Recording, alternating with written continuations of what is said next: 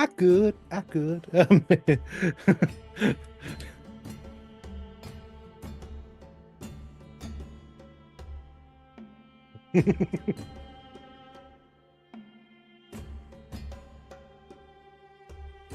Everything. We need to know these things as DMs because when we're world building, if we want it to feel realistic, it has to be rooted in history in some way. So that's my excuse. My excuse for making us late is it's simply world building.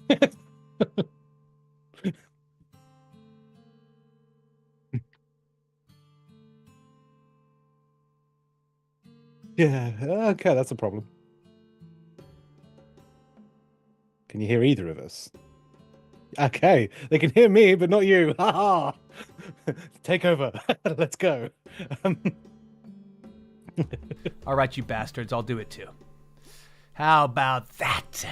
That's so weird. I don't know what the fuck that was about. But that happens with me sometimes, though, that like everyone can hear my cast and I'm yapping away and only the cast can hear me.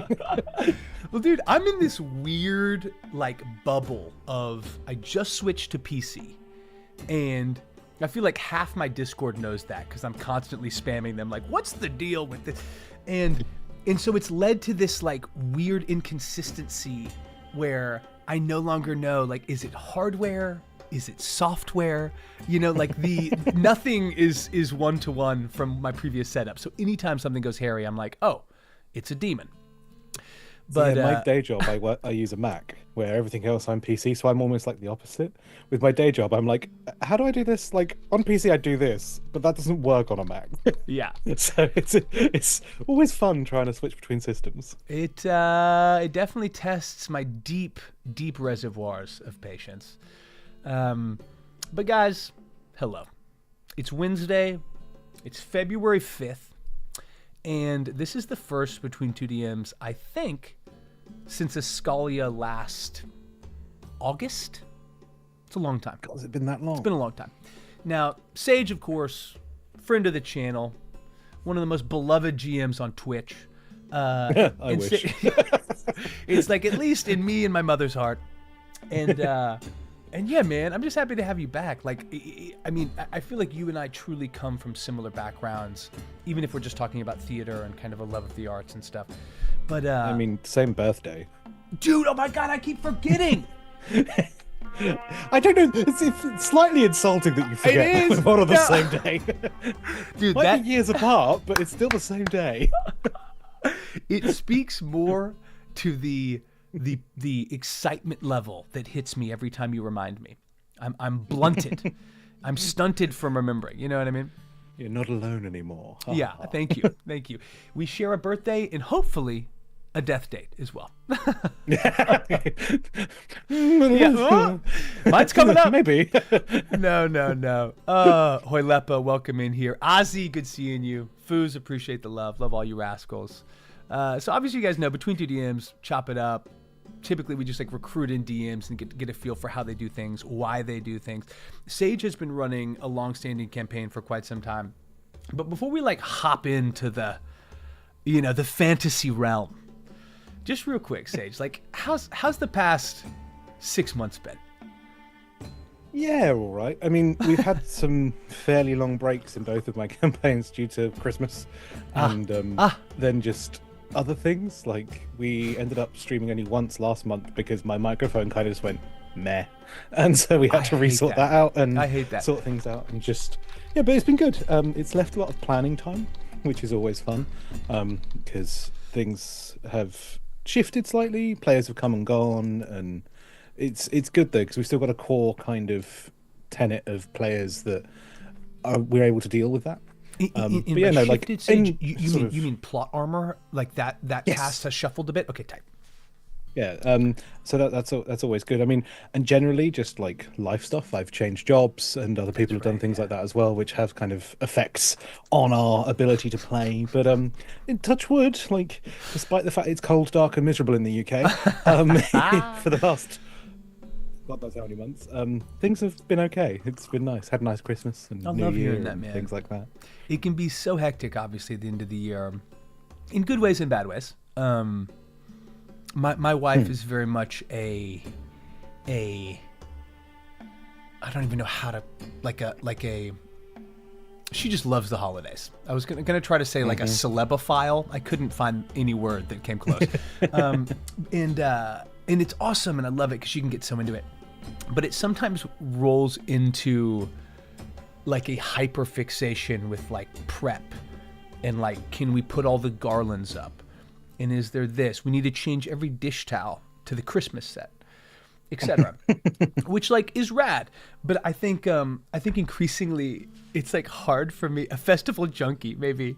Yeah, guys, don't let Lord Richter schedule any travel plans for you, all right? Because that could be the last trip you ever take. But I say that because like having, we had our first child this year and it was beautiful, but it really crescendoed that like Christmas vibe, which for me, I'm more like Cratchit, where I'm like, hey man, there's 12 of us in this drafty house and here we are holding hands over empty plates. That's Christmas. For her, it's more like, no, it's Scrooge at the end of it. Like, run down, get the largest turkey you can find, and there'll be another shilling if you get back here before noon. And honestly, it leaves me feeling like the ghost of both Christmas past, present, and future. But we made it through. So, glad to hear. They'll only get more hectic the older the child becomes. I know. It's all good. We're finding it together. It's insane. But guys, look, I know most of you tuned in to hear us talk about the state of the union, as well as our holiday experiences. But let's get down to the nitty-gritty. Sage, I had to put together a whole new set of questions for you. You're the first person that's come back on for the second time. I realized that last night. I was like, oh, shit. Like, how am I gonna do this? So like I and obviously we can go wherever we want to go. Guys, if anyone has a question, feel free to drop it in the chat. I love pinging the chat in that sense. You guys know Sage from the channel as well. He's a great resource. Sage, like, increasingly, two things have been happening in my DM world. One is I've been streaming more games or capturing more kind of actual plays, live plays. And the second thing is I've been bringing on and playing with more people I've never met, more people I don't know. Often that's through like the start playing or through, some sort of like DM for hire.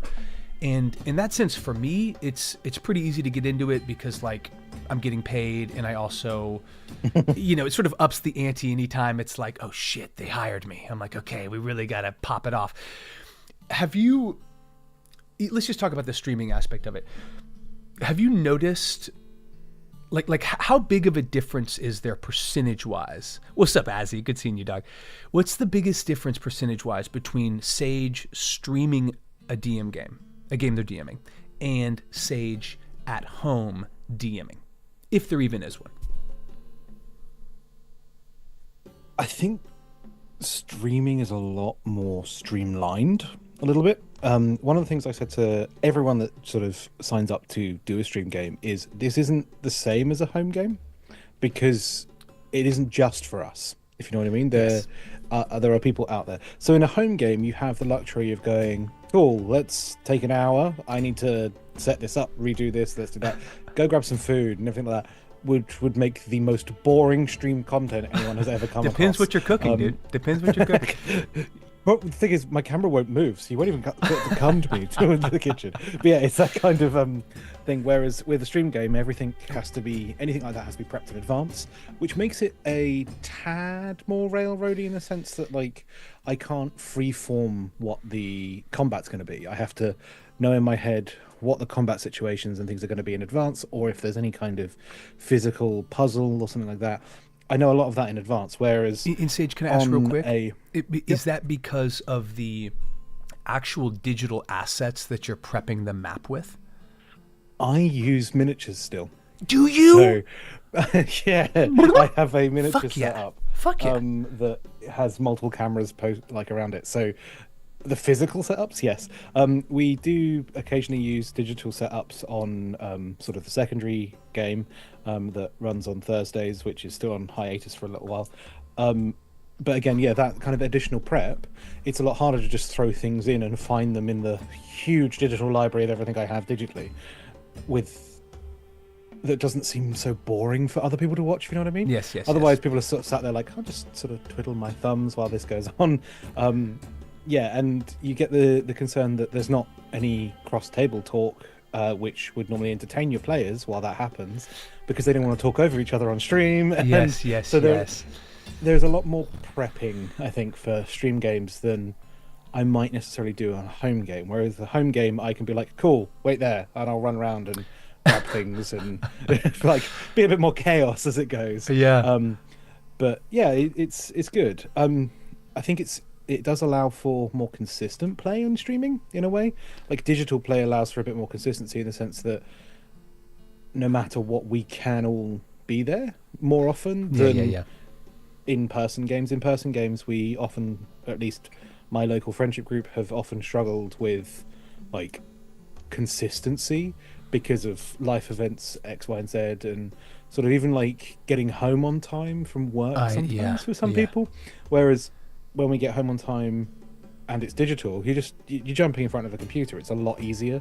You're home. You don't have to sort of necessarily, I'm not saying that any of my players don't, but you don't necessarily need to shower, change, and sort everything else out. When you're playing digitally, you can just sit down in front of the computer, because if you stink after a day of work, no one's going to complain. It's only you in front of your screen. Not yet. Whereas 5-6 years. If you're visiting a friend, you may want to be a bit fresher. But yeah, it's good.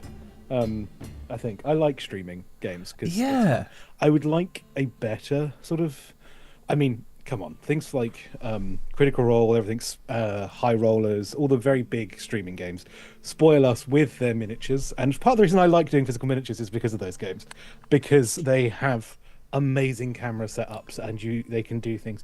They're also pre-filmed, so a lot of it you can have nice cutaways and things. Exactly. I'm live and it's not pre-filmed, which is why sometimes you see me like going as I try to move something that's off screen for me.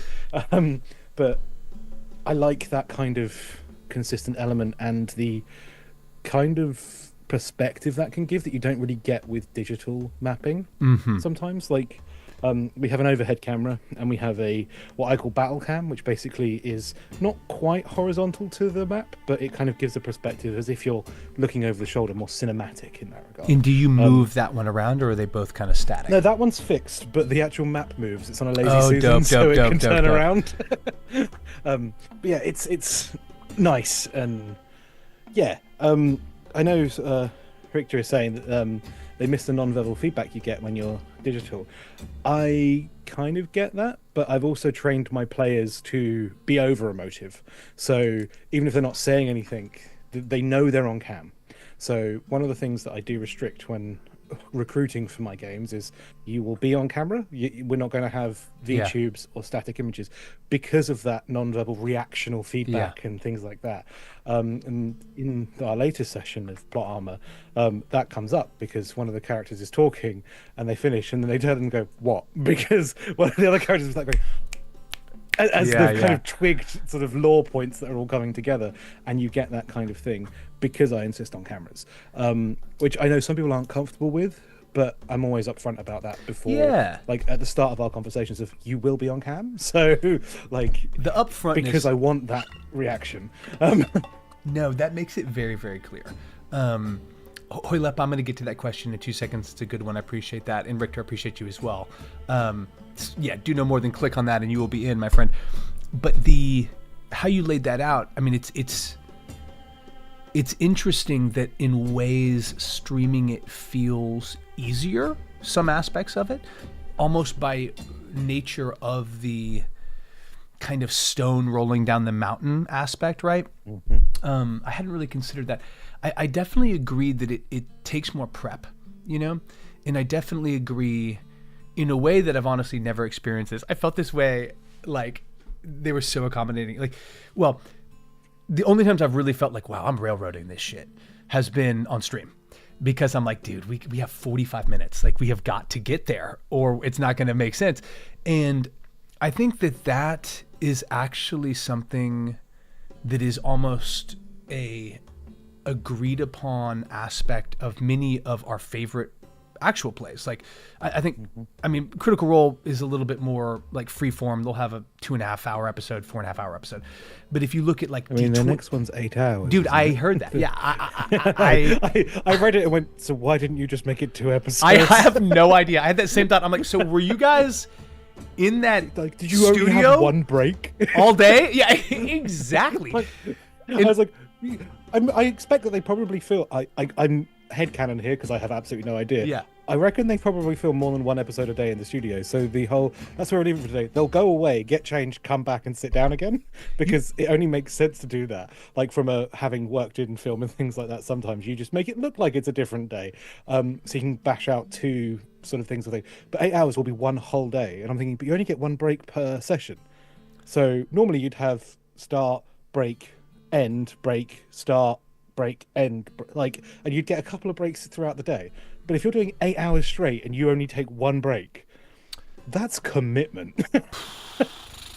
I mean, like, good for them. Yeah, I mean, they get paid for it, so that's fine. Yeah. I mean, I think the litmus. I think a lot of things become easier to justify dependent on income.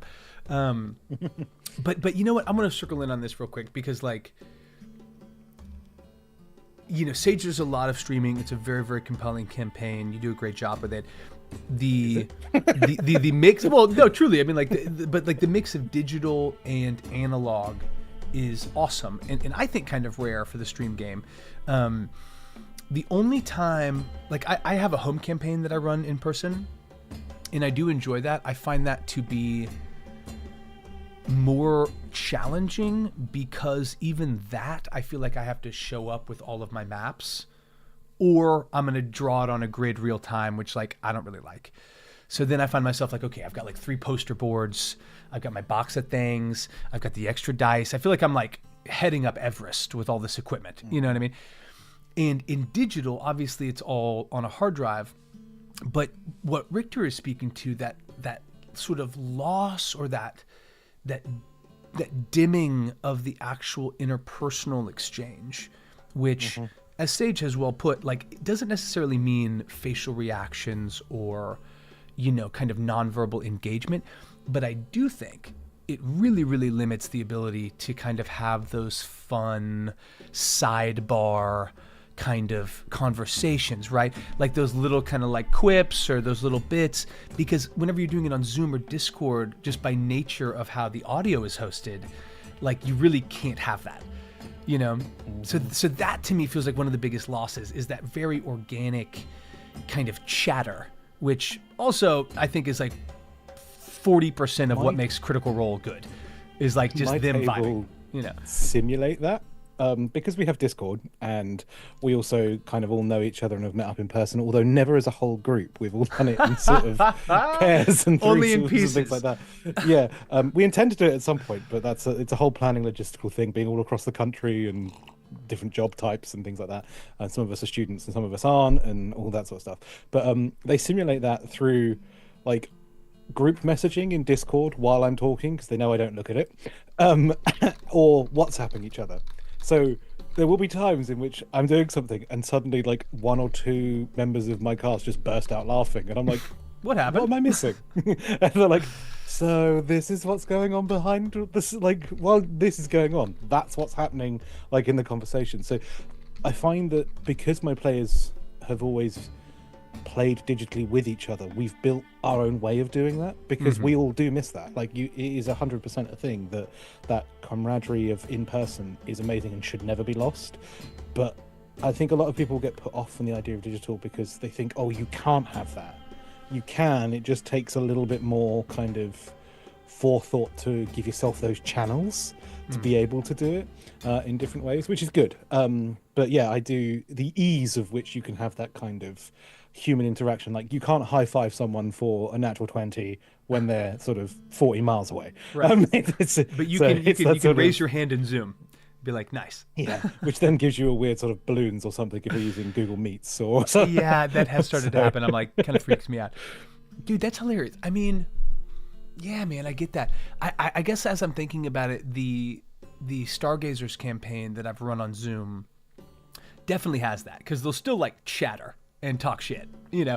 But I think there's more of an understanding of like, does that need to happen in the Zoom chat? Or does that need to maybe like wait for a moment while people are counting up their damage roll or whatever?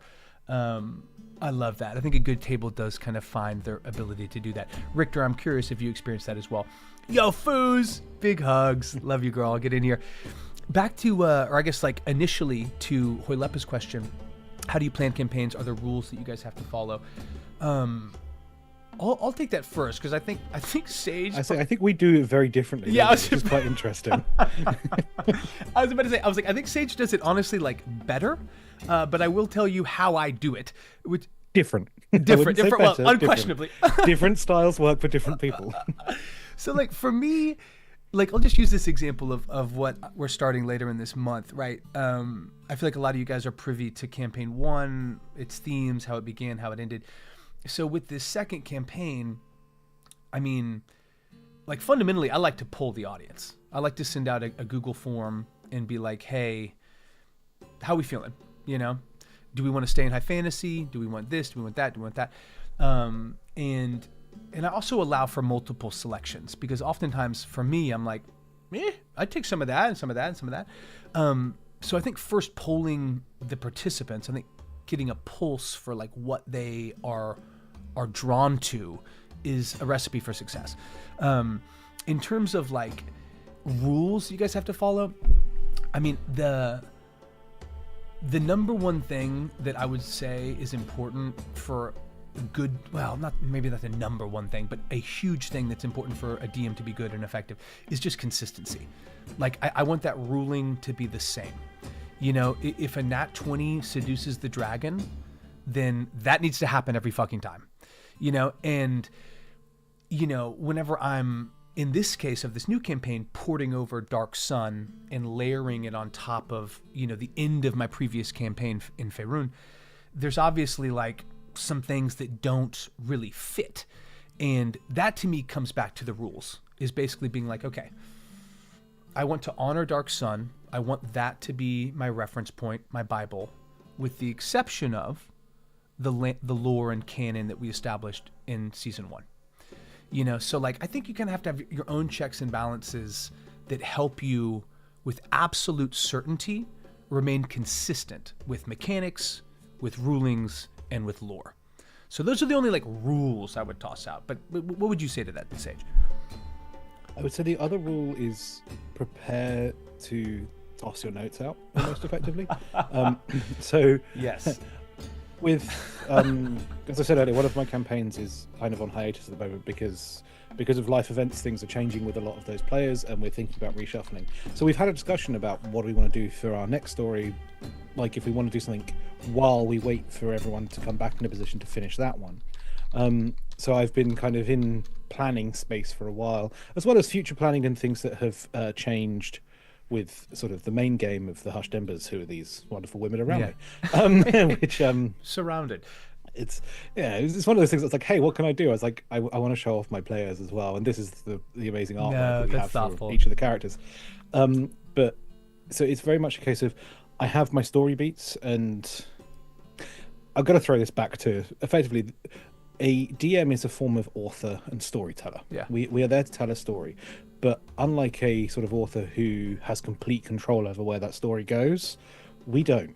So although we use storytelling techniques to rip off of people like George R.R. Martin says you're either an architect or a gardener, like Brandon Sanderson calls it outliner and discovery writer.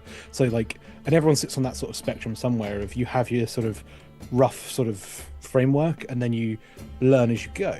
You need to be prepared to have that learn as you go sort of experience, because I think a lot of the complaints that people get about railroading is when a DM sits down with effectively a novel written of how their story is going to go in stone. Whereas you need more story beats. So I've built the story beats for the next possible sort of story that we could run. I actually have another one built ready for the end of Hushed Embers as well, so I know roughly what I want to happen throughout the whole story. But the detail between those story beats is effectively nothing. Because who knows? I'm waiting.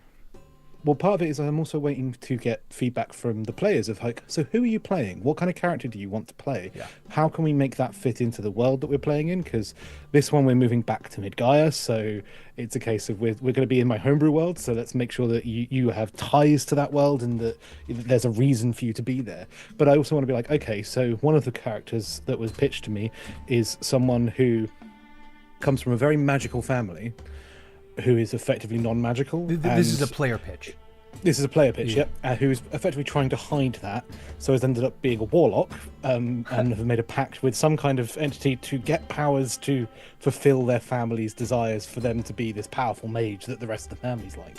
It's like, okay, how do I then tie that into my story beats so that the character not only follows the campaign story but also their own personal one? Yeah. And sometimes we're going to get halfway through that and something's going to change, and do you know what, the rest of the either the campaign story might change or the rest of the player's story might change. So it's really good to have that framework set out of where you're going, but also be prepared to toss it all out, because you will discover more of the story as you all play together. So you can almost over plan, if you know what I mean, if you're not careful. Oh dude, I do. And that's know when what you get mean. railroading. Got you. You know, that's so funny. That's really well put. And there's several things I want to tuck in on that, but I do, I mean, absolutely flexibility. I think that I know for me, like, I'm so terrified of railroading that it does lead in some ways. Like, I feel like that's a big lesson I learned from campaign 1 is the version of like, man, like, it's open world, you know, like the party goes where they want and da da da da da, and that's fine. But it's a ton of work. And so, like, the more that you have the ability to, through NPCs, through consistent themes, through above table conversation, kind of lay out at minimum some version of expectation of like, hey, you know, this is sort of what I view some of the themes being, or this is what I view some of the struggle of the campaign being. I like to do that at the front end. With Dragon of Icespire Peak, it's pretty easy. It's like, there's a dragon. It's the titular reference, you know?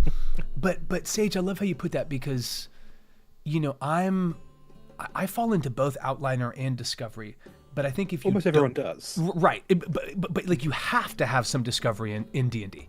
Because if you don't, like... It's non-optional in D&D. Yeah. I think... With D&D, both are non-optional. With like writing, you can be one or the other, although most are on the spectrum. With D&D, you have to sit more centrally. Yeah. Because if you don't have the outline, your campaign feels disjointed, and sort of, you may as well be playing a West Marches campaign where every episode is completely separate from the last and eventually builds to something. But if you don't have the outline and your complete discovery, that's not great. If you have too much outline, you're railroading. So you really have to sit in that center of the balance of, I know where I want to go and things, but how we get there is entirely up to us. And one of those things that you said there is, you worry about railroading with NPCs and things. A trick that you learn the more you do this, like here am I sort of trying to speak as if I'm words of wisdom. A trick I've learned is that you can't, to avoid railroading, don't be precious about where you place things.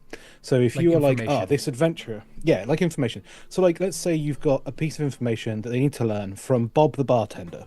Yeah. And for some reason they refuse to go to a tavern. Now this has never happened. Like, I've never come across a player group that will not set foot in a tavern. But let's say that they do, but they want to go shopping instead. Yeah. You have to go, okay, so maybe Bob isn't a bartender, Bob is an antique store dealer, because that's where they're going to go instead. So Bob has to have that flexibility. And although I'm kind of railroading because they're going to get to the point I want them to get to wherever they go, I also have to have that freedom to be like, no, you're going to the tavern. And it's like, no, that's railroading. Whereas like, okay, you walk in and there's a guy with a big mustache and he looks like a retired adventurer behind the bar, whether it's a bar of drinks or a bar of, hey, come here and I'll assess your weapons for sale. You just have to have that freedom of taking the key points and placing them in different environments, so that when you're dealing with an open world, all points are north, if you know what I mean. Like, it doesn't matter where they go, which sounds railroady, but actually it's not, because they're choosing how they get to that northern point. You just need to be flexible of where your compass points. Yeah, that's That's it, man. That's exactly what it is. Like I describe that as like a railroad system with tons of stops. Like this train is heading west. You can board it a ton of different places. You can get off and walk north. But like all of the trains Do you want the express train, or do you want the scenic route? Kind of like, they're like, we want to walk to the city. east for 2 years. And then, you'll still get to the city. It's just round the globe. No, I love how you put that, because in my version, like you guys have all seen how I prep. Sage, you've seen how I prep. My version of Bob the bartender, right? Like it'll typically be like, lost his left hand to whatever, is super curmudgeonly to people that he doesn't view as adventurers, fill in the blank, MacGuffin. But if I have them at a tavern and the party isn't going to the tavern, and this is like, give me your thoughts on this. It's usually the other way round, to be clear. Normally you want them to go to the antique seller, and they insist on going to the tavern, so the antique seller becomes the bartender. I'm like, fine, it's a brothel. God damn it. No, yeah, for sure. But but like I like keeping it where I'm like, oh shit, you guys are going to the antique store? Oh, okay, yeah, fine. And they go there, and Bob is actually there trying to buy some old steins. You know what I mean? Yeah. Only because like I truly, like, I say this so obviously, like, to a fault. It can absolutely be a negative, and is many times for me. But I have to lock in the lore. Like if it's written, like I really want to treat it as concrete. You know what I mean? Now, you have to be flexible, you have to be willing to move, but it just helps me keep things straight. I know if they met Bob, it's the Bob that I wrote. He is a bartender. Now, maybe they didn't come into like the Dusty Goblin or whatever, but regardless, it's the same effect, which is having these tidbits, these gifts that further the story. But like Sage said, like being just more flexible with like how and where that organically kind of comes up. I love that. Richter, I appreciate your support and belief. Have you ever played Dark Sun, Sage? No, I've never played in Dark Sun. I've read the book that was out for, I want to say 2nd edition was the last time they did Dark Sun, wasn't it? Was it 2nd edition or 3rd edition? They have a 4th edition one, but it's like... Do they? I kind of skipped 4th edition. So 4th edition came out while I was at university. So I knew for a fact, like between D&D and World of Warcraft, that if I played either of those while I was at university, I wasn't going to pass my degree. So I put them both down. So I kind of missed a lot of 4th. But so it's kind of cool that they did an update of that. The thing that I always get with it's D&D does Mad Max. Yeah, it's totally. kind of how I view Dark Sun. Totally. I sort of like it, and I sort of don't, because obviously in the official Dark Sun sort of setting, it's mostly desert. Mm-hmm.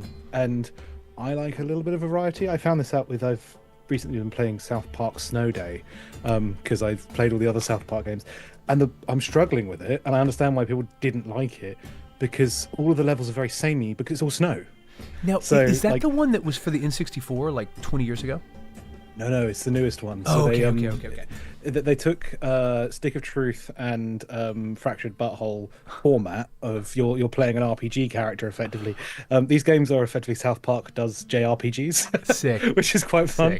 And Snow Day, they've gone 3D, which is quite cool, and sort of there's multiplayer on this one as well now, which is also interesting, shall we say? But I'm struggling with it because it's all very samey. Every level is covered in snow, which obviously it's Snow Day.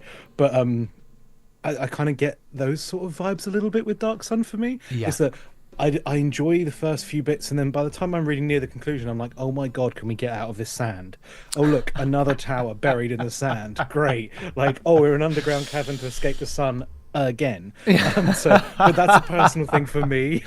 Like, I love that. Even when I ever do a Dark Sun thing, what I'll probably do is port stuff from Dark Sun into a desert area in a homebrew world, because I like nitpicking bits of different stuff to have that variety. But I don't think I could ever play a campaign entirely set in that setting. That's just me kind of thing. I get that. And honestly, like, I've had those thoughts reading through the book. And Richter completely agree in terms of like it needs to be that co-op.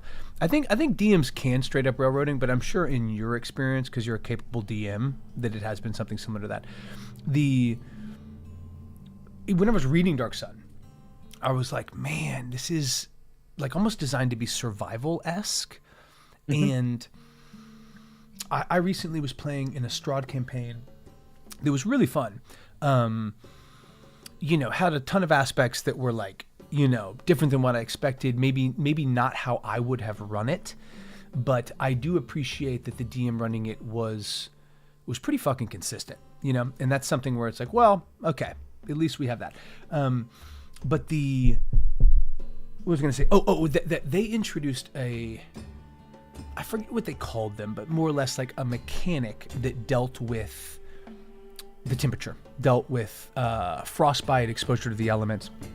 And I thought it was cool. Like, I also wasn't too worried about it because my con was very high. But it sort of like fell to the wayside, and it kind of just sort of like was only kind of a part of maybe the first third or half of the campaign, and then wasn't. And to some degree, man, like, I get it. We have so many balls in the air. There's only so many roles you can ask for in a session. But whenever I come to Dark Sun, it's actually been something that I've really been sort of twirling around in my brain. Is I do want them to have to deal with the elements. I do want that to be a consistent consideration, but I want to be consistent with it, right? So, the book talks about like how many gallons of water per day per creature. I think I'll probably run it through water, frankly, because it's like pretty basic and pretty essential. But I'm curious if you've ever. I'm curious. Also, in the framing of Dark Sun has with its magic system, which is very low magic. It has basically mechanical effects where you can either be a defiler or a preserver, right? Where using magic has a positive or negative effect. Yo, DM Chromie, get in here. I'm gonna get to that question in a second, or that comment. Have you ever, Sage, had a mechanic that you have added that either, you had to like tweak, like what has been your experience adding mechanics? And I don't mean like homebrewed stat blocks, right? I mean like campaign long mechanics. So we have a couple of sort of mini ones that we use. We have a log of like our homebrew table rules. So I call them table rules because they're rules that apply to my table. You can take them and use them when you want, but like you can't try and force them on another DM. It's something that, because I have had games where people come down, but my other DM lets me do this. And I'm like, great, that's their table, this is ours. Like, we agree as a group on what we can do. What we need, and so like we have a couple, like we have something called Heroic Spark, which is not quite inspiration, but basically for every level they get 3 charges, and they can add a d6 to any roll effectively as a charge of that one. So level 5 would have 15 charges.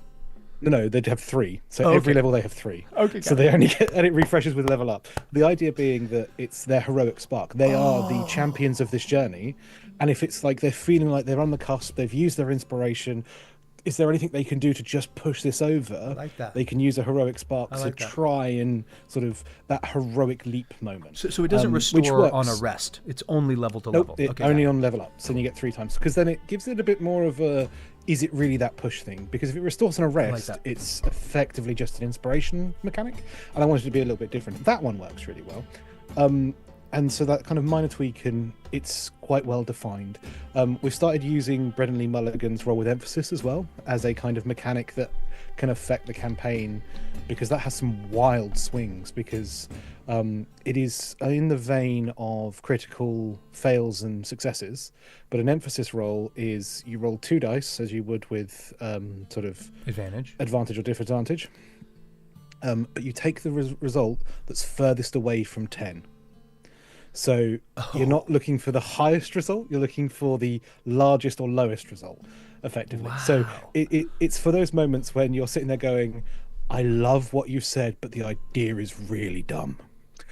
So like the idea, so we'll let fate decide. Yeah, you let fate decide it, and either you pull it off and it's fantastic, or you fail miserably and the guards are like, why are you here? Like, we're going to arrest you, well done, kind of. But you kind of add that to it. So those kind of like dice mechanics tend to work well. I have tried porting in before the piety mechanic from Mythic Odyssey of Theros. What is that? So when it was sort of announced, they were like, here's a faith system, so that your religious characters, your religious classes, clerics, etc., you can effectively do things for a god or for a faith or religion. And if you play anything like World of Warcraft and a renown system, it's kind of like that. The more you do, the more piety you get. You get boons from the god or from the church or the faith or however you set it up. And I love that idea. I love the idea of like having a renown system in some way, whether it's down to faith or political influence or power. I've yet to find a way to do it successfully because I don't like the actual way the piety system is presented. It's a very steep learning curve.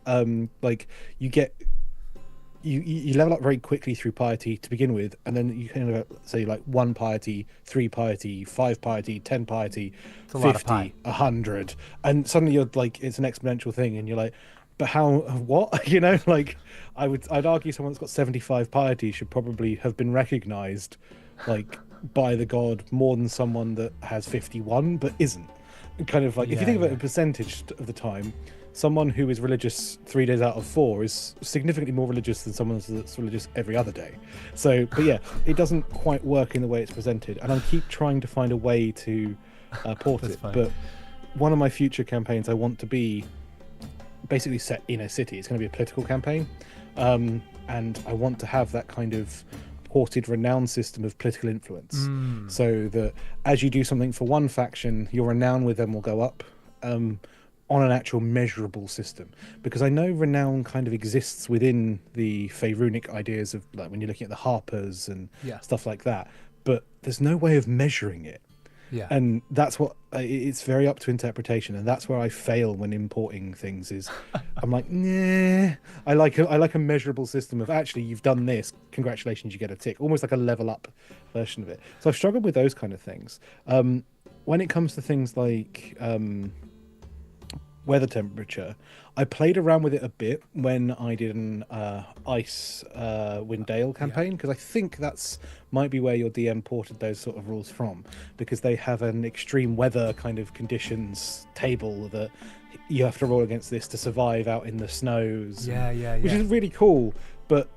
And it adds to that kind of survivalist element, which Dark Sun and Icewind Dale are very kind of survivalist and survivalist horror. Like, oh, we're going to run out of this, so how are we going to do that? My games tend not to go down those routes because myself and my players, like, we tend not to. We don't find joy in those kind of crunchy number games. Probably because that's my day job. I'm a crunchy number day job person. So I find more joy in storytelling. I want to avoid the crunch. Yeah. But it's the same thing, like I don't get them to track encumbrance. I hate encumbrance. Encumbrance drives me up the wall. I don't think anybody does. I know campaigns that do. Good on you if you do, frankly. There's a Twitch streamer who, although they don't stream their game, they stream a lot of their art. Evan something or other, I can't remember their Twitch name, that's really embarrassing, but fantastic artist, probably brilliant to the end. Their table loves it, so they track encumbrance, ammo, rations, everything. And like when those kind of, like, if that's what you enjoy, get your life kind of thing, like 100%, if that's what your table loves.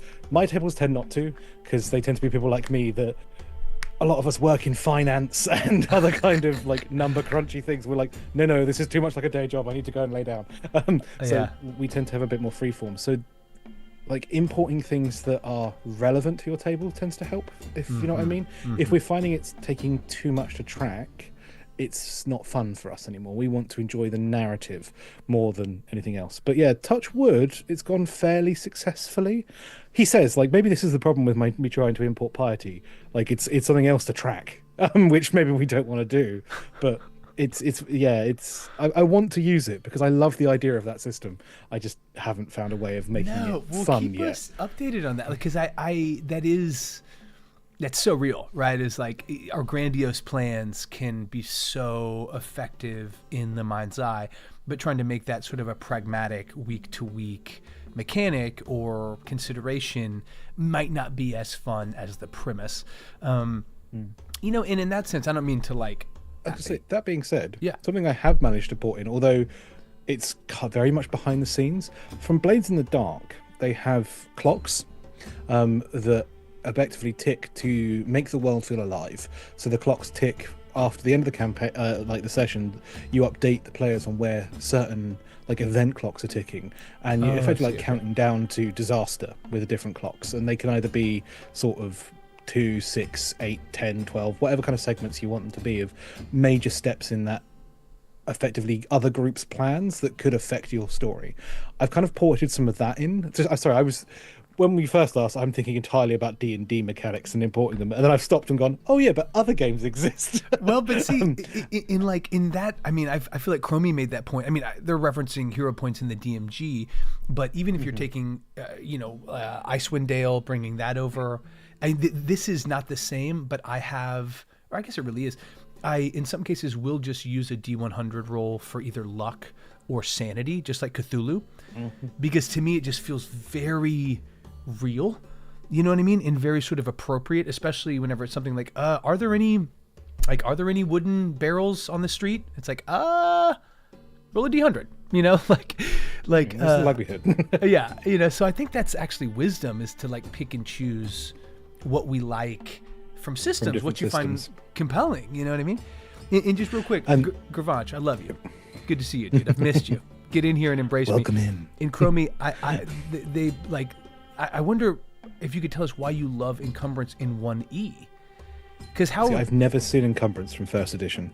I've never read the first edition. Like, I'm pretty familiar with advanced second edition, and I'm pretty familiar with 3.5. And now the campaign manual I'm using for Dark Sun is the 4th edition, which, let me assure you, is an interesting read.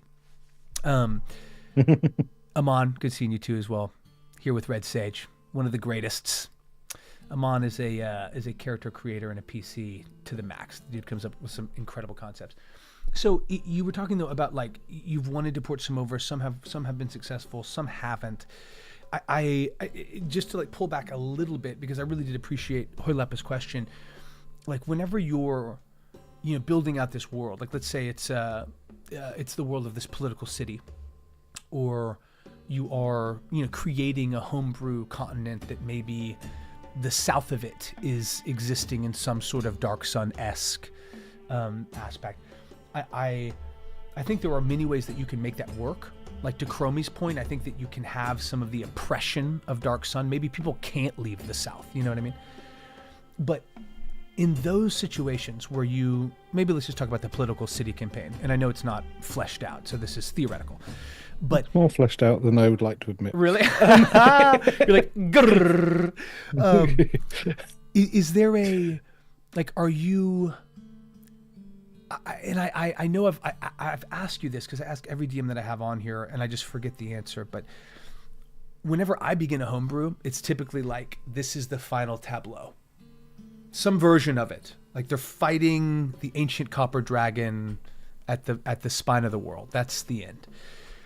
And then I'll have other things where I'm like, this is an enormous beat. This is an enormous beat. I don't know when it's going to happen or how. Are you more specific with your outlines than that? Not really. So, rather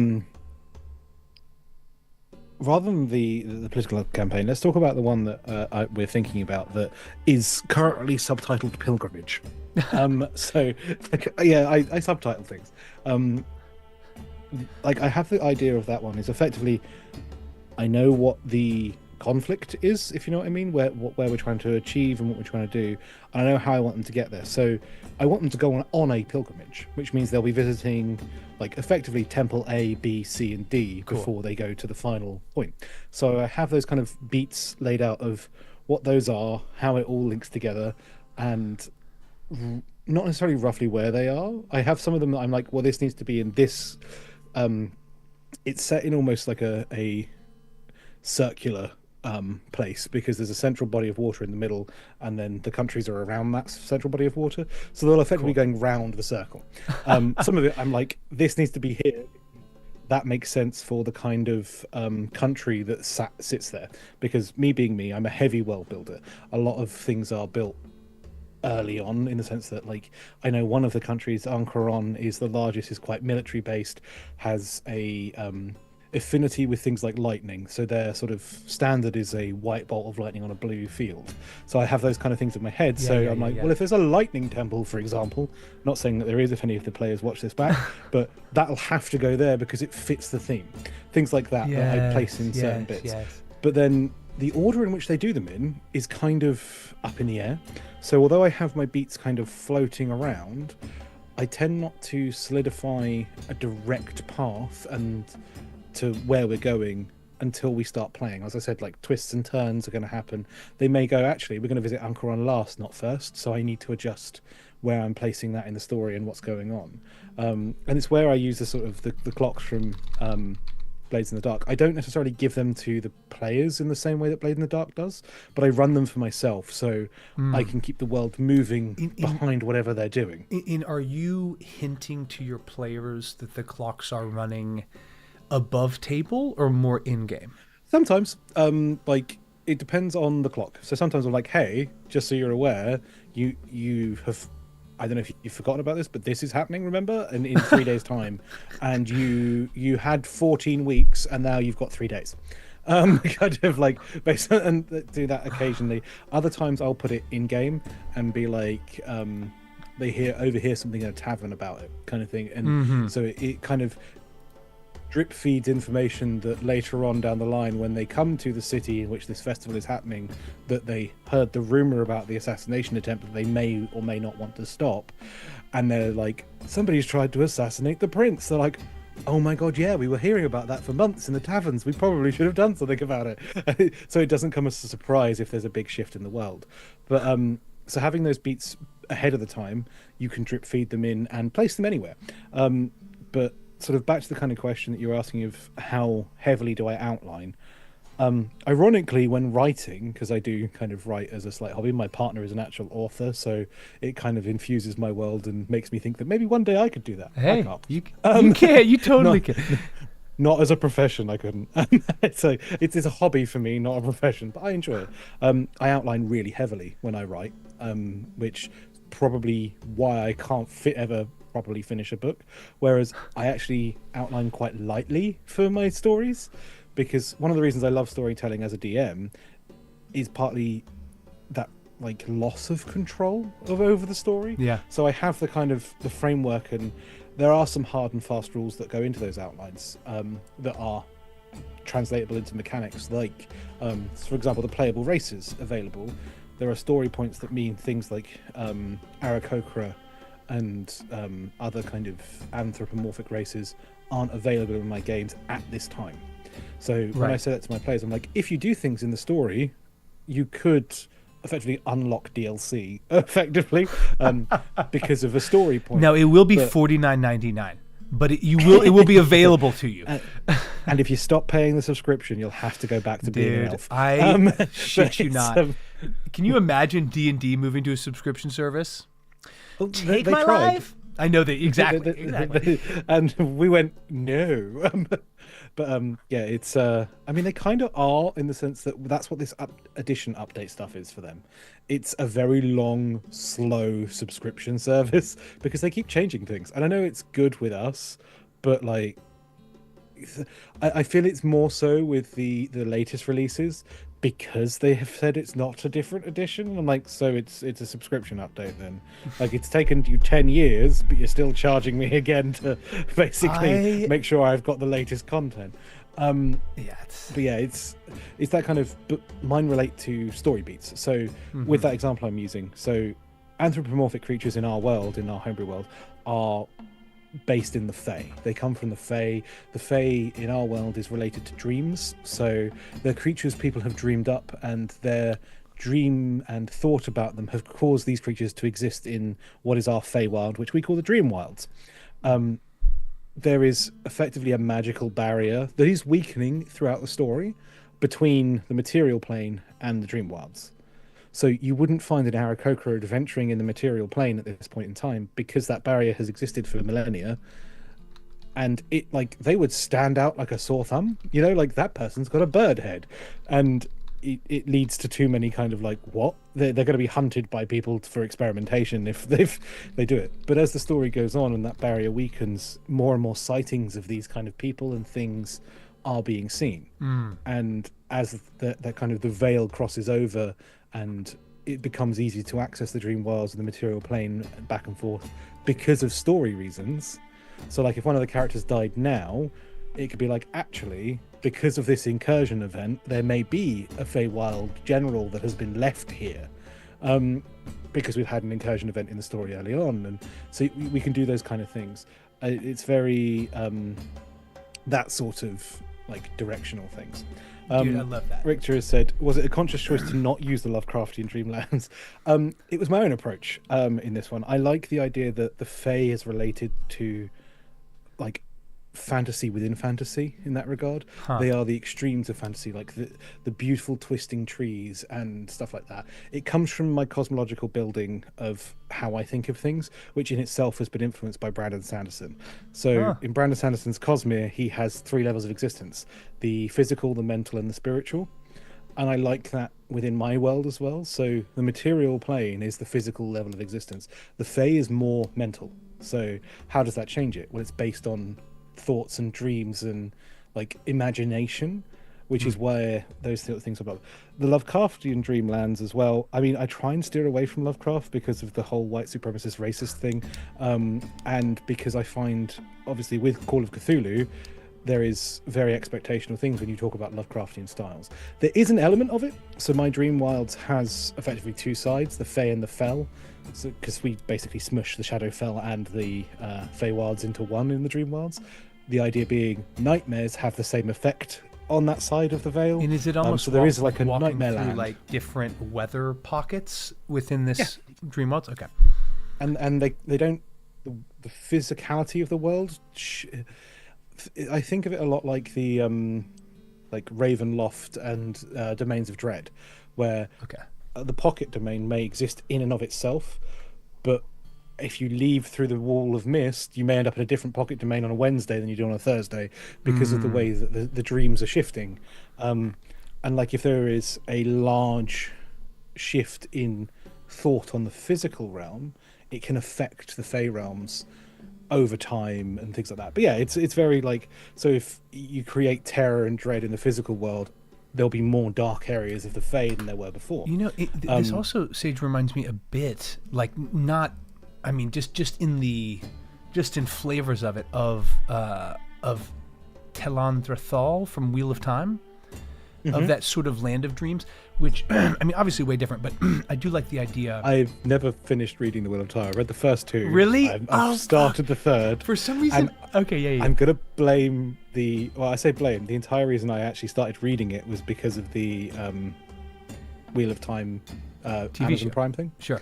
Yeah. It always looked very daunting for me because I find Robert Jordan writes in quite a Very dense, verbose way. Yeah. Which when I was younger I didn't enjoy. I've started to enjoy it more as I've gotten older, maybe just because I've gotten more used to people writing in that kind of way. I mean, like, I talk about Brandon Sanderson a lot. Like, you look at the size of his books, I obviously enjoy verbose writing as a thing, but yeah, the kind of story thing, I guess also because to me, where I am younger than Robert Jordan, kind of his works were well established when I was born, sort of thing, and have carried on going throughout. Or I say when I was born, probably not.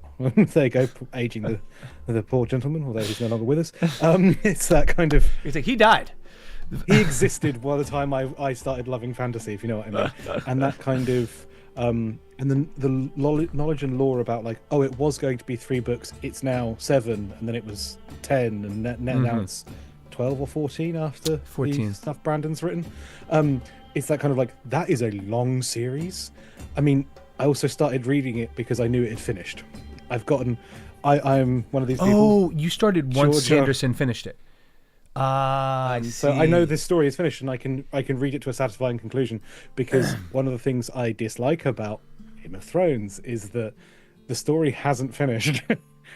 Dude, it's I my know. biggest irk with some authors. Some of my favorite people would be higher on my author's favorite list if their stories were finished, because the traditional like fan hate one is Patrick Rothfuss, Yeah. which I try not to do because I can completely understand his position. I really want that third book because I love his works, Yeah. Yeah. but I also get it. Another one of those that you don't hear so often, but Scott Lynch and the Gentleman Bastard series is Oh, right. I've amazing. never read it. I mean, I've read Name of the I Wind, but would I've never read Gentleman Bastards. But dude, this is literally at the top of this of my interview template. Very top. Well, Gentleman Bastards. this is what I was series. going to say. Those wonderful the questions about outlining. To bring it back to that, talking about my favorite books, I often steal like story beats from my favorite books Sure. and place them in things. So I'm 99% sure none of my players that are all playing the political campaign will watch this. The political campaign is based off of books 2 and 3 of the Gentleman Bastard sequence. Oh wow. Because of the elements in both of those, like I need to hop in your Discord and really break if you- people off. if you play it, it's not going to seem the same because book 2 is effectively set in a city state and there's piracy involved, and it's about the high seas. Red skies over red seas, or red seas over red skies. I think Red it's seas I think under it's red by the skies. There you go. rockets I red can see it glare. I on think the that's what you're looking for. And then the next one is the Republic of Thieves, which is set in, weirdly enough, a city. And that one is where I got the idea of doing it as a political campaign, because the titular characters are basically asked to rig an election. That's and it. That's I'm a like, I very love cool that task. idea. Yeah, that's very cool. Well, and and- just real quick, because like, and then I want to get to chat because I appreciate you guys dropping this, but like, sorry. to that point, like Sage, that to me is a great example of having the beat, like having what you know is going to be an enormous impact on this story. Rigging an election, but how you go about that is, I mean, there's a dozen ways, right? Like, are you trying to strong arm? Are you trying to coerce? Are you trying to be subtle? Are you trying to be overt? Like that is a great example of presenting a challenge to a D&D party, right? And then collaboratively coming up with an answer. Like that to me is a perfect example of like great prep, great, storyboarding, and then being able to kind of step back, because if you only have one or two avenues that like work in your mind, I could see that scenario getting very, railroady. I love that, dude. Yeah, it can be interesting. It's why I've taken quite a bit of time to do this one, because like with the pilgrimage campaign, for example, I have places I want them to go, things I want them to get before they reach the final destination where the big thing happens. I'm like, well, how do I apply that to a political thing? So I've had to sort of step back, and this is why this one isn't as developed, is you go, okay, well, who needs to be influenced? Like, is it areas of the city you need to win an influence over, or is it do you need to influence specific people? So do you decide, actually we're going to influence the cardinal because the cardinal will then preach in a certain way to their flock, which will generate X number of votes. Yeah. And then, okay, so would the cardinal be open to like coercion, persuasion, and building almost like key NPCs rather than key locations that they then need to interact with and do things like that, which is for me harder. I'm better at building places than I am people. Interesting. But that's a me thing. But it's like knowing that, okay, when here are these things, and then I can take those beats again and scatter them throughout the city and have them interact with them in whatever order they choose. And that's again back to the Bob the bartender analogy, right? Of like Yeah, having the it's information, having the flexibility. exchange. You don't know how it's going to come about, but you know what it is. And the reason I'm taking longer with it is because you can't kill a temple, you can kill a priest. So there is every chance these key NPCs will end up straight up murdered by my party at some point in the campaign. And I'm just like, this is going to be interesting, because that could either be their idea of covering their tracks, let's murder everyone behind us, or they could just dislike someone to the point in which knives get drawn. If this person is, let's say, an underworld influencer, they might not like them because of the things they do, but they need them for the political clout or something like that. Yes. It could come to blows naturally, but then how do I then go, okay, what consequence is that? So there's a lot more decision tree making in a campaign that's in a smaller location for me, because everything's more interconnected. Whereas if you murder the mayor of town A and run away to town F, like the consequences don't catch up as fast. Mm-hmm. So they might do eventually if you keep doing it, but yeah, it's difficult in that regard. But yeah, that's kind of how I think. I think very kind of big place and then work down, I like that. using sort of big story beats and then down. Others work differently. I know, like one of the ways that the DMG suggests is start small and work out.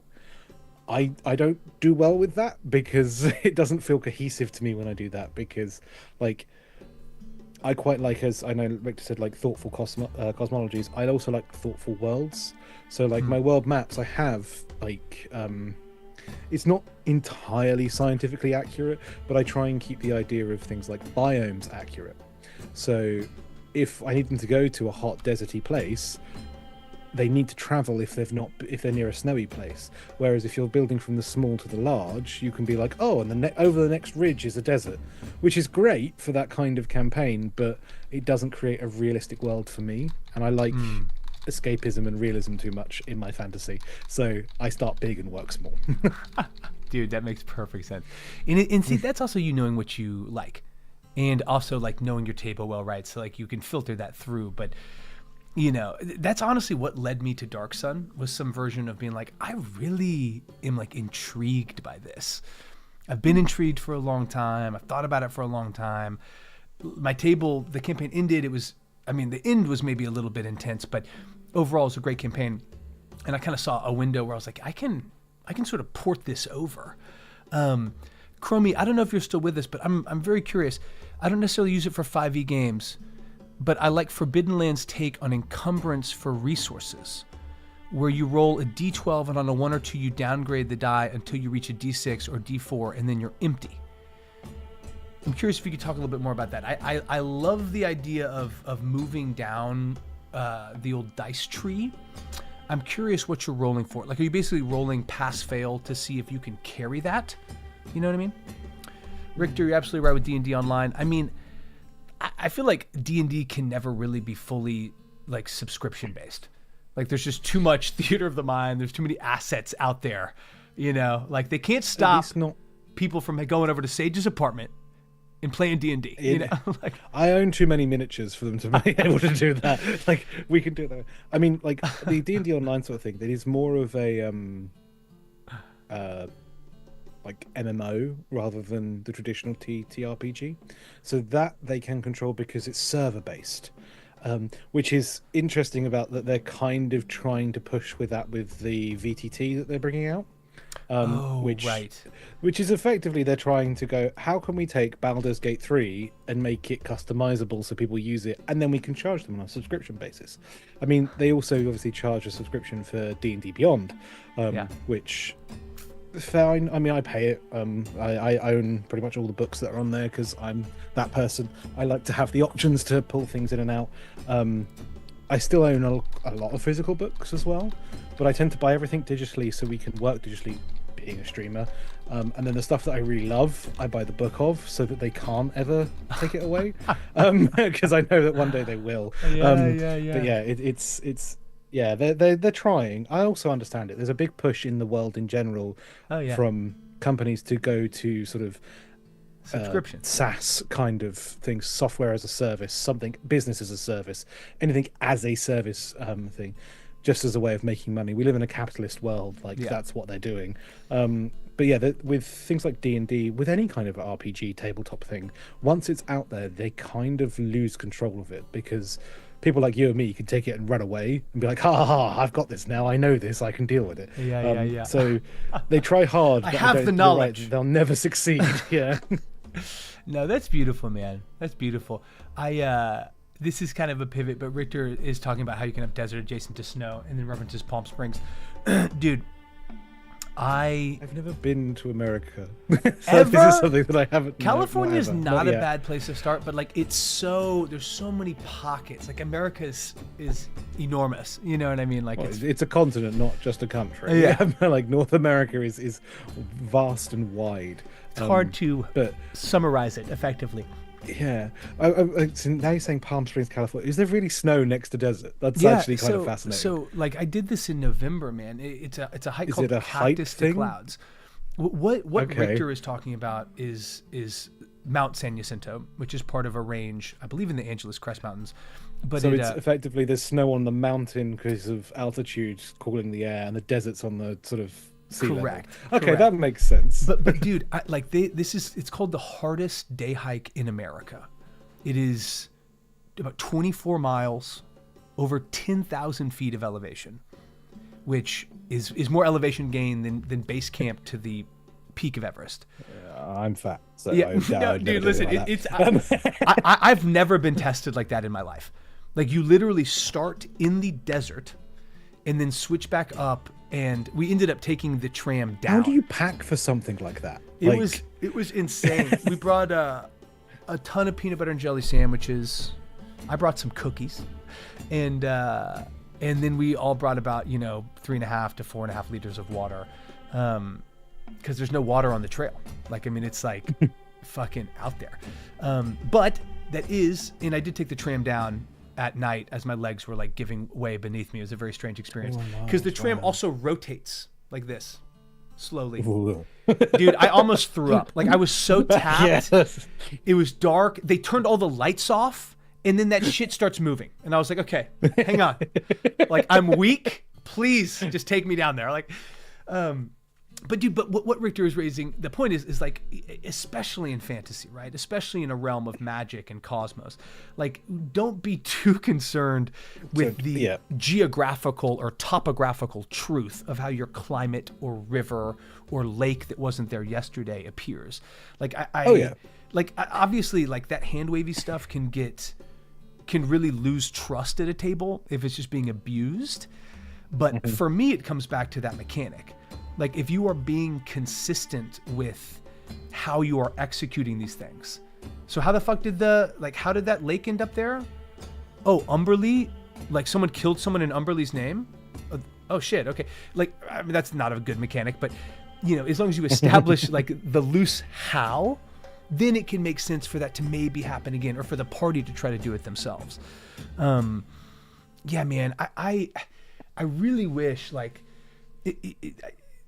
I love talking to other DMs because, like, we prep differently, but like, so much of what we find effective at our table, be it Chromie to Sage to anyone, is the same. It's just sort of like how we get there is a little bit different, right? What's flashlight rendering? What is that, Amon? The climate. So that's the idea of you render what you can see to the distance of the flashlight, and anything beyond that is still up for grabs of what's there. Oh, like within the world of a campaign. So your immediate kind of the way you're looking, that's where you need to like prep and build until they turn and switch and things like that. Interesting. And I've come across that as well. Like that I tend to do that for like encounter areas, so like cities or sort of forest or dungeons, but on a world map scale, just because of how my brain works, it doesn't work for me. Right. But it's clever. No, that's a good way to phrase it. I also think I would struggle with that, only because, like, I need some flags in the ground, where I'm like, okay, the evil wizard is over there. Like, the ice giant that's serving Bala is over there. Whatever. Like, I need to know where that is so that if the party is moving that direction, I can start. Kind of would. It's a bit like render distance in a game. So the mountain's over there in that distance, but the actual sort of whether you like get to know how that mountain's composite or whether there's caves in it or anything doesn't matter until the flashlight points in that direction. It's like field of vision. Until you get close enough that the render distance in a video game might kick in, you don't need that detail. And depending on how fast your players are moving will depend on how fast you need to sort of render the rest of your world. Yes. I just get bored when I'm on my own, so I end up rendering far beyond the need, kind of thing, which is why I know it doesn't work for me.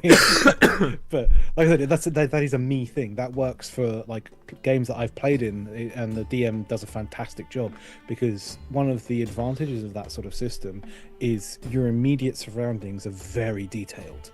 And you're able to do a lot because that's where they're focusing their effort. Whereas the way I work, the immediate surroundings might not be as detailed as those kind of DMs, because my brain has gone big scale. Whereas I will know if you push this building over, it could cause a trade crisis in 3 countries over. Yeah. Whereas they would be more like, well, this building's actually made of this, and the way the stones are connected is you can't push this building over. And but again, it depends on your game, your table, as you were saying, like what works for you and how that it is good. No, I like that. Amon, I appreciate you bringing it up, and Sage, I appreciate you kind of breaking that down. That's awesome. Richter, I didn't know that. Both you and Chromie have really honestly raised my interest in first edition, or at least like in like kind of breezing through some adventure guides or a DM guide for something like that. Hoilepa, you said that climate can also be a plot point in reference to the Fable of the Ice Queen. That's actually a lot of what I am banking on being sort of a motivating factor, and not necessarily like a PvE scenario, but in this second campaign we're running, which I it's in Faerun, it's in the Sword Coast. Campaign 1 ended with the Drow kind of coming and claiming victory over the surface. That was necessitated by some other things that were happening in the Underdark. But I justified the world of Athos as being like a Drow word for dust or for like decay. And that then the surface level was called Athos, as it became that through this great undoing of magic and a horrible climactic effect that followed. All that to say that I am hoping that by about level 8 in this campaign, level let's say 7 to 10, the party will have taken steps towards reversing this climate issue. Essentially Shantea has been thrown down into the lake of fire, and if that is corrected, if she is sort of re-pantheoned, then that could sort of undo some of this natural discord.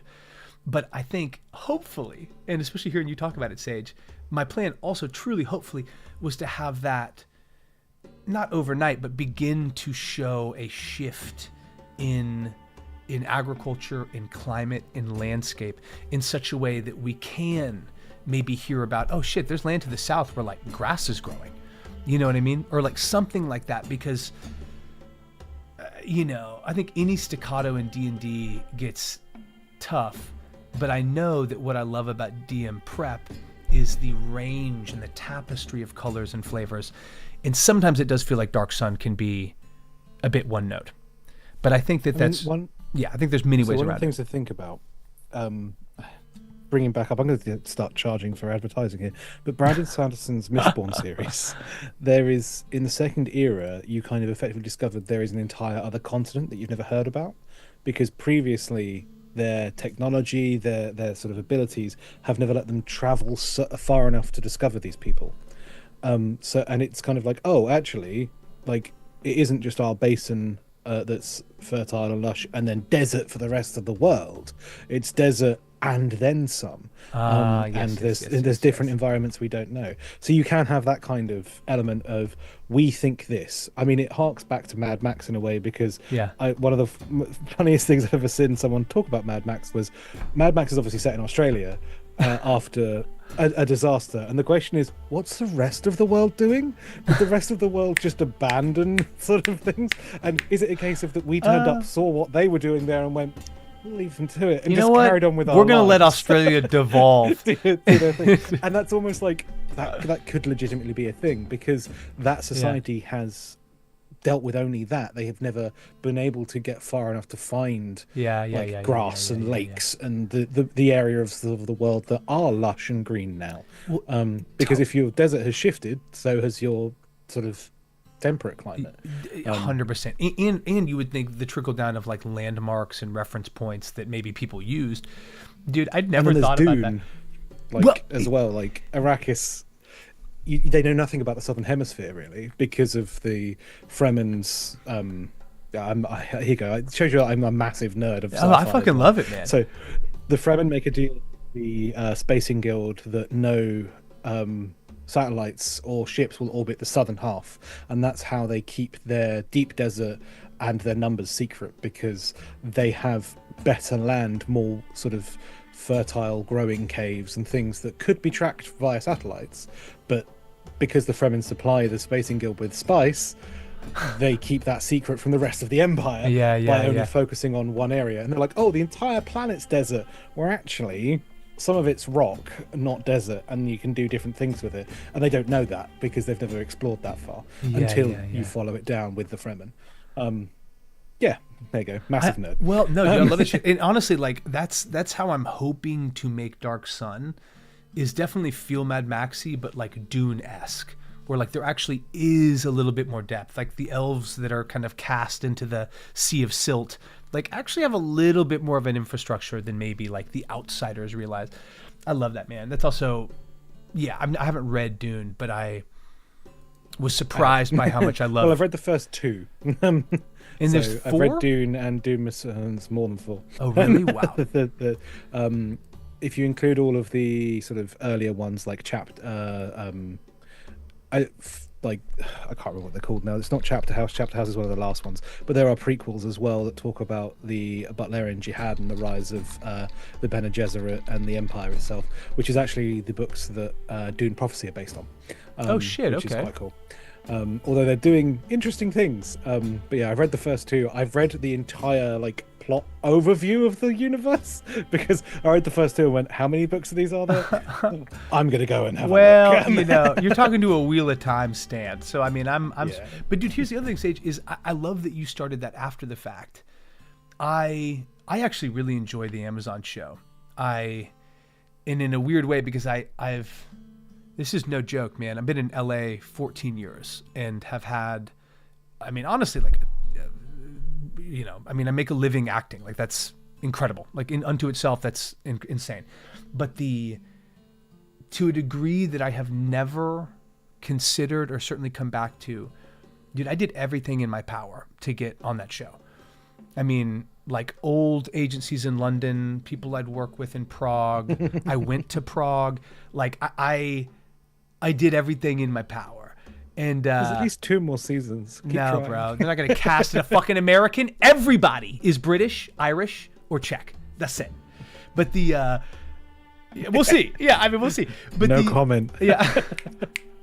But like the point is that even through that ego death of being like, fuck, like this is what I want so bad, I was so impressed by the show because it was kind of unto itself, and it picked and chose what it needed. And I think that it feels to me a little bit like that's what the Dune movies are doing.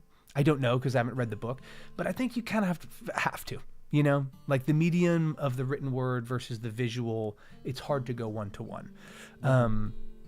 Okay, I love this. Boy, Leopard, that's a great idea. The mountain exploded for freeing the path of the clouds to bring rain to the desert. Honestly, can you imagine a rainstorm, like a perpetual, like 2 weeks of rainy weather hitting a desert? That would be absolutely debilitating. So Sage, I'm gonna have to get out of here in just a little bit, but I cannot contractually let you leave without doing rapid Damn it! fire. I thought I filibustered you out of No, this. dude, and it bears mentioning that people begged me, dude. Sage, I got thousands of messages begging me not to bring you back on because our chemistry is too tight. They were like, we don't want it. And I eschewed those requests. I'll have to talk to my players about that. Yeah, it was 1,000 messages from 5 people. It was. I wouldn't put it past them. Put it that way. That honestly would be so funny. I'm like, man, I'm recognizing a lot of these usernames. I am, of course. Why are they all completely just the joking. same with a different number at the end? Yeah, it appears to be a copy-pasted like letter to my senator. What is this? But guys, truly, like, if you don't follow Red Sage RPG, please go ahead and do that. You're doing yourself a service, and you're doing a service to this channel as well. But anyone that is unfamiliar, we like to end each session with a little segment known as the Rapid Fire. It's where I essentially pepper a bunch of typically binary, like yes, no, red, blue, up, down questions to our guests and allow them to just sort of stream of consciousness, shoot from the hip with their answers. Now, Sage has, of course, thrown an enormous wrench into this because I already asked him the majority of those questions. So I have gone back. I have found different questions. And And by found, I mean created. and now we are going to do that. But Sage, do you have anything you'd like to say before I drag you into the rapid fire? No. Oh, fuck. Richter says my request was because I wanted to be the first returning guest. Damn it, Richter. Richter, you were a great guest, and we will get you back on there. Maybe you'll be the first returning guest that I actually enjoy the company of. No. The key is to annoy him a lot. And Dude, then he's not just like, at all. I'll do it to get him to shut up. Not at all. You guys are the best. Please don't shoot the guests. That's true, Amon. Amon's like, we can't have Sage back on if you kill them. It's true. Okay, well, with no further ado, and having established the mortality of Red Sage, we will now move into the rapid fire. Now, Sage, look, you know how this goes. All right, don't try to dodge any questions. All right, I don't want any dodging.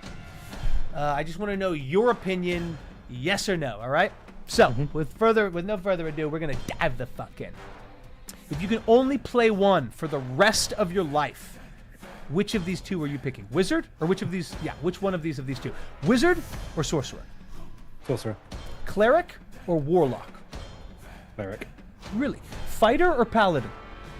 Paladin. What? Okay, I love it. Druid or ranger? Oh. Ranger. That's a hard one, and I thought you were going to say druid. Very well. Who is sexier? A kobold or a goblin? Kobold. Interesting. That's a weird one to realize. No, yeah, exactly. I'm like, okay, and in the stream. No, that's so good. If you had to jam yourself into one of the following player categories, which would it be? The adventurer, the discoverer, the role player, or the lawyer? Role player. The role player? Okay, fair enough. I feel like that's also how you DM. There's like this priority on great exchanges. What's more annoying to you, the DM? A rules lawyer or a power gamer? Probably a rules lawyer. Really interesting. Power gamers you can have fun with power gamers. You can't have fun with rules lawyers generally. Dude, that is a great line. That is a great line. Because you really can have fun with them. Even if only you were the one having fun. You can have fun making fun of the rules lawyers, but not with them. Oh, thank God. No fun allowed at this table. Fey Realm or the Plane of Nine Hells? Fey Realm. Yeah, I knew you were going to say that. More annoying, Stunning Strike or Silvery Barbs? Silvery Barbs. Interesting. It's fucking Stunning Strike drives me crazy. It drives me crazy because there's no... Like, you can stun a giant? Like, there's no size fucking limit? You can stun a kraken? No. I'm fine with it. I can deal with being stunned for a round. Losing my nat 20s just because you have a stupid little spell that's of, like, very hard. low level.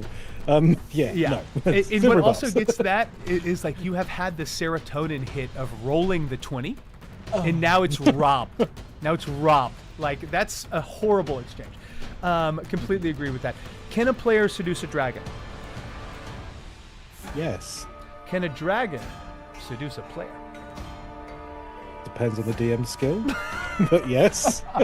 You're like, has nothing to do with the dragon, but absolutely. Astral plane or fire plane? Astral. Life cleric or death cleric? Life cleric. Wow, I thought I would have put money on death. I would say if you had put grave, I'd have gone grave in the middle. But death is too evil. I prefer life over death. Got you. Okay, that's. I'm gonna go ahead and change that in the old template for next time. That's great. Circle of the Moon Druid or Circle of the Shepherd Druid? Moon. Moon? Okay, great. Yeah, same. Yeah. Sorry. What's the better Moon? Yeah, exactly. It's like, did you say moo? What's the better BBEG? A level 20 wizard or a level 20 warlock? Warlock. Ooh, I like that. Okay. Better BBG, a demon lord or a dragon king? Ooh.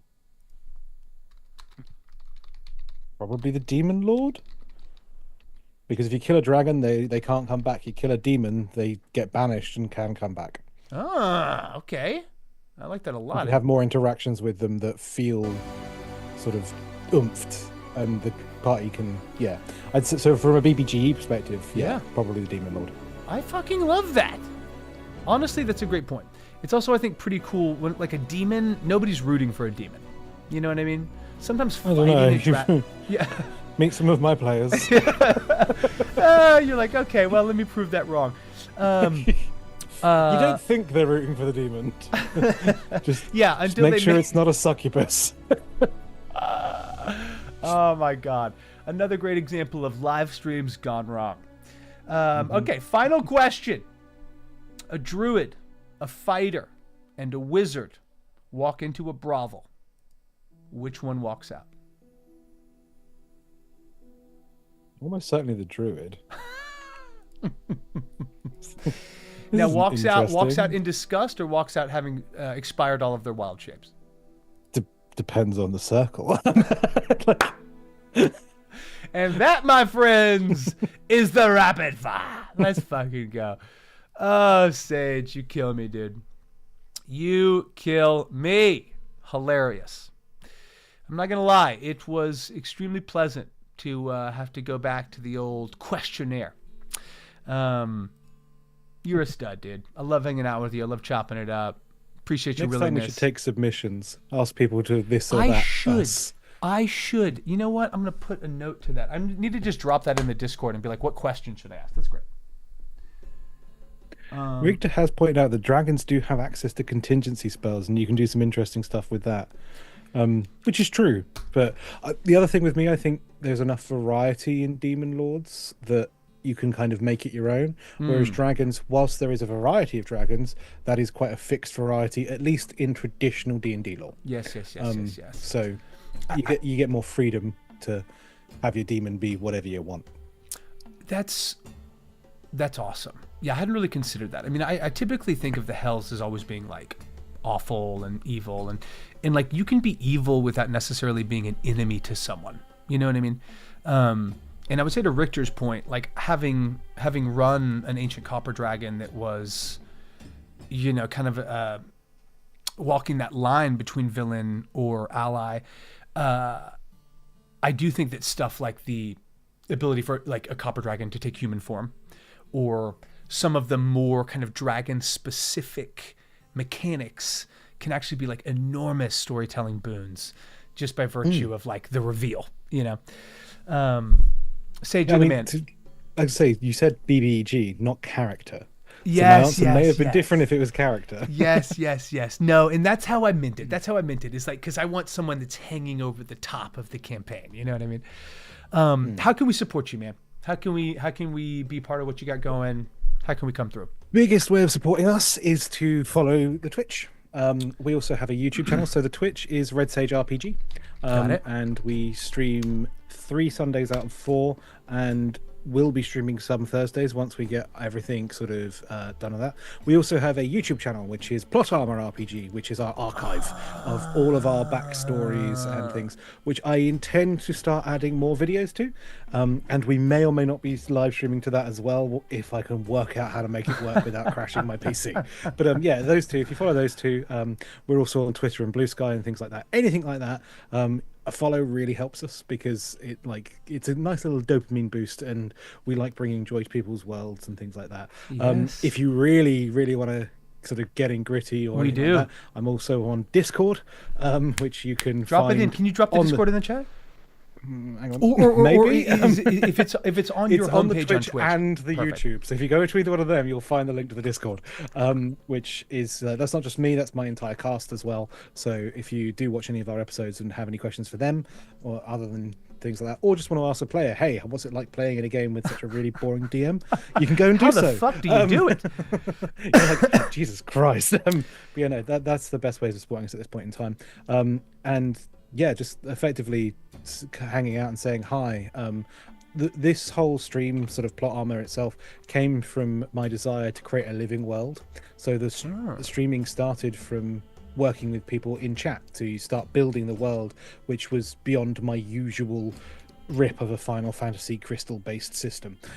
So it's kind of like it's great. That collaborativeness like really helps us. So following and chatting is the best way of supporting us. Dude, I love that. So following, and also sort of, I mean, like interacting does not get enough pub, in my opinion, in terms of like its value and how helpful that can be. It's amazing. You know, to like actually pump stuff up. Some of the best ideas have come from random people in our chats before. Have been like, "What if this?" And you're like, Dude, "Actually, that's amazing." Completely. I've got a whole folder of people in chat just dropping bombs where I'm like, holy shit, that's a great idea. I love that, man. Well, Sage, you're a peach. Please go follow him. Hop into his Discord. You can find it Twitch/RedSageRPG. It's on that sort of landing page. I like to end all of our D&D streams by rating somebody that's doing D&D. Ideally, Yes. D&D prep. One of the first streams I There's ever not did. enough prep streams these days. There's not I've noticed enough, that. man. And like, I mean, I'm guilty of this. My prep streams have stopped for quite a while. I need to get back into doing them. to me, it's but- way more engaging and interesting because, like, unless I know the campaign, because it's hard for me to come in not knowing anything. Like, if I'm coming in completely blind, that to me is a little bit. It's a little intense. One of the things we try and do at the beginning of ours is recap what's happened recently to try and help those kind of people joining for the first time. But if you're in the middle of the stream, that is kind of hard. I completely agree that sometimes it's a bit sort of whiplashy as you're like, oh God, what's going on? A good way, like the only way I've found that makes me feel good is to like add a little like exclamation recap or some sort of prompt that can then lead people to some sort of a summary, right? I would forget to update that, and it would be like months old. That's what YouTube's for. Go to Dude, YouTube. every That's single our time I'm recap. about to go live, I'm always like, oh shit. Like the other, there's always a handful. Guys, all y'all, Richter, Amon, Hoilepa, Chromie, Foos, Ozzy, Sage, of course, all you rascals coming through, supporting, Much sending love. love. Seriously, toss it up. Gervanch, my boy. Cringe. Sorry to miss you. No, dude, I take hearts. We are going to raid a gentleman by the name of Bonus Reaction. They're doing sort of Do you know what? I was going to suggest them. Really? So Do you know that's them? Really weird. I follow them, yeah. As I don't get to watch them as often as I'd like, but I was thinking, going like, I know who we could go to, especially because they're looking at the early release Monster of the Monster Manual, Which exactly. is something that I been wish you doing had on and said off that today. because I scrolled through like 4 pages of actual plays. You know what I mean? I'm like, okay. I was well, waiting for his like right moment, but that's yeah, really like this is it. spooky. Okay. Well, yeah, we're about to hop over. Tell him hi. We love you. Goodbye. Hater is a very Oh, interesting dude.